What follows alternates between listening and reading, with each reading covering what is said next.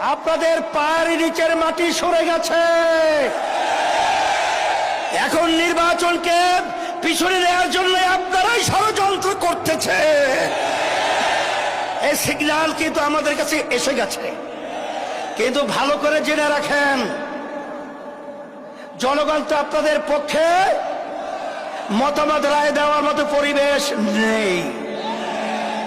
এখন আপনারা গুন্ডামি, সেন্টার দখল, বিভিন্ন সন্ত্রাসীর মাধ্যমে আপনারা ক্ষমতার চেয়ারে বসবেন।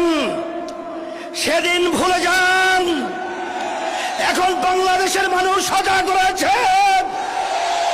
আর আমাদের বাংলাদেশের সম্পদ আর গুন্ডামি চুরি করে, ডাকাতি করে, আর বিদেশের দাবিদারদের প্রভুদের কাছে দিয়ে যাবে না, যেতে পারবে না ইনশাআল্লাহ।